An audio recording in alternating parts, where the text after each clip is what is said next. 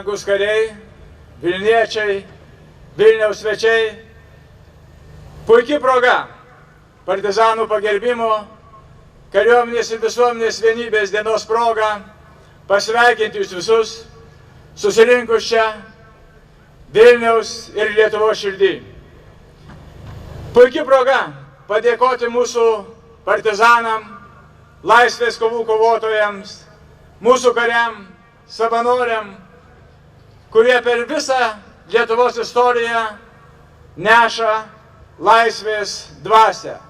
Ne tik neša, bet jie, negailėdami savo gyvybės, gina ir pasiruošę ginti ją ateityje.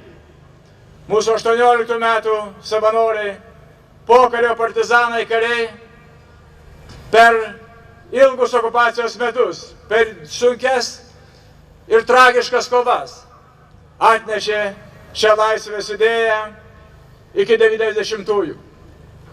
90-ais atkūrus nepriklausomybę, iš karto jauni vyrai ir moterys stojo savanoriais ginti jaunos mūsų valstybės. Ir šiandien mes turime tūkstančius vyrų ir moterų, jaunų ir šiek tiek vyresnių, kurie renkasi kario profesiją, renkasi palaikomi savo artimųjų, šeimų, demonstruodami kariuomenės ir visuomenės solidarumą. Todėl nuoširdžiai dėkoju visiems, kurie jau pasirinko kario kelią, tarnystę tėvynei. Dėkoju tiems, kurie ją renkasi šiandieną, šiais metais, ir tikiuosi, kad tokių niekados netruks Lietuvoje. Dėkoju jums visiems, karių artimiesiems, kurie palaikote, įkvepiate ir esate šalia ne tik kada paradas, šventė, bet ir tada, kada sunku, kovoje, pratybose.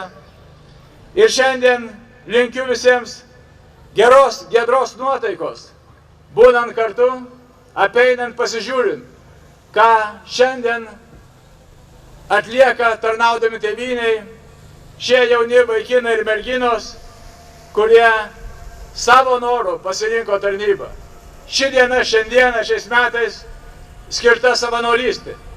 Todėl dar kartą dėkoju už ją ir linkiu kuo geriausios kloties tarnyboje, šeimose ir mūsų kariuomenės ir visuomenės bendrystėje. Ačiū.